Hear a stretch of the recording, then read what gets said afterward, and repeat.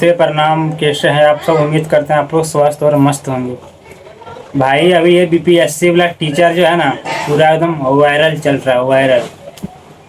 तो भाई मतलब इसका तेवर से तो लगता है कि ये थोड़ा डेंजर हो सकता है, क्योंकि इसका बोलने का तरीका आप लोग सुने होंगे कि कैसे बोलती है, एकदम फटर फटर फटर फटर करती रहती है।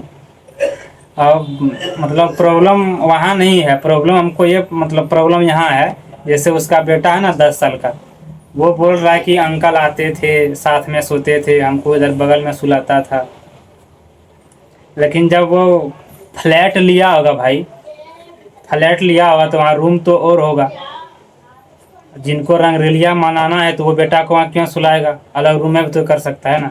हमको यहाँ कुछ पॉइंट समझ में नहीं आ रहा है, बाकी तो समझ में आ रहा है, लेकिन थोड़ा यहाँ अच्छा मतलब अच्छा से पॉइंट समझ नहीं, लॉजिक बैठ नहीं रहा है कि किसी को अगर कुछ करना है तो बेटा के सामने तो करेगा नहीं, बेटा को वहाँ क्यों सुलाएगा? क्योंकि छोटा बच्चा है नहीं, 2-3 साल का बच्चा 5 साल में सुला सब समझने लगता है, तो 10 साल का है। तो यहाँ हमको मतलब कुछ हम बोल नहीं सकते हैं कि उसको बाप कुछ सिखाया हुआ है कि माँ सिखाया हुआ है। यहाँ से कुछ हमको लॉजिक पकड़ में नहीं आ रहा है, क्योंकि जिसको भाई फ्लैट में जो आदमी रह रहा है, तो फ्लैट एक रूम को फ्लैट थोड़ी बोलते हैं हम लोग तो फ्लैट में तो कम से कम वो 2 रूम होगा तो 3 रूम का फ्लैट होगा। चलिए मान लीजिए दो बैच का होगा, मतलब 2 ही रूम होगा, तो फिर भी तो एक रूम खाली होगा ना, तो अपना उस बेटा को तो उसमें सुला सकता है।